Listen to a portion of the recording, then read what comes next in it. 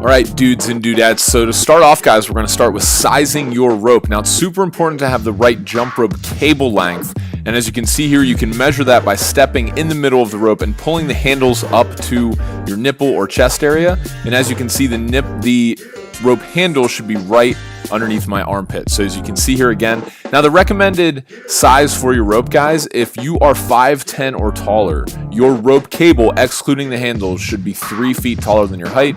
So I'm 6'3", so therefore my rope cable is 9'3", not including the handles. If you're below 5'10", just add 2 feet 10 inches to that, and that's the length of the rope cable that you should have. See, again, pulling it up into underneath my armpit. It's super important to have the right rope length because you have the right combination of tightness and ability to spin that rope. Now, holding the rope, guys, before we go all out and start showing you how to jump, you're going to need to know how to hold the rope. Now, notice here my body is in perfect symmetry.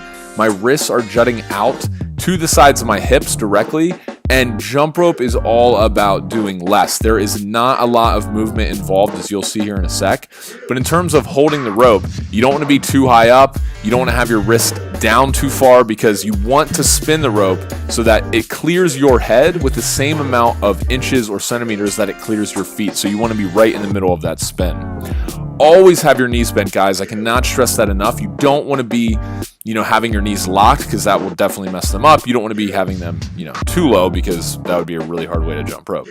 Anyway, next up, guys, we have get up on your toes. Okay, so with bending the knees, guys, you want to make sure that you're up on the balls of your feet, on your toes the entire time you're jumping. You never want to be flat-footed, okay? And as you can see here, I'm jumping and I'm on my toes the entire time, and my feet are not coming any more than at the most 2 inches off the ground for regular bounce. So somewhere in the range of 1 to 2 inches is all that. And as you can see, I start going faster, and it requires that I actually jump lower to the ground. So now, putting it all together, guys, spinning the rope, check out my body movements here. As you can see, jumping rope is all about doing less.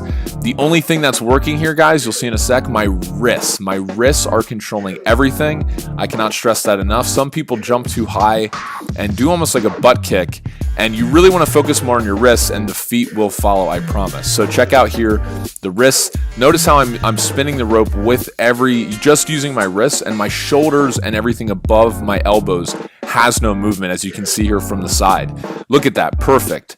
Up on the toes, knees bent. I'm swinging the rope. Everything is controlled by my wrists, and I'm making sure that everything is staying nice and tight.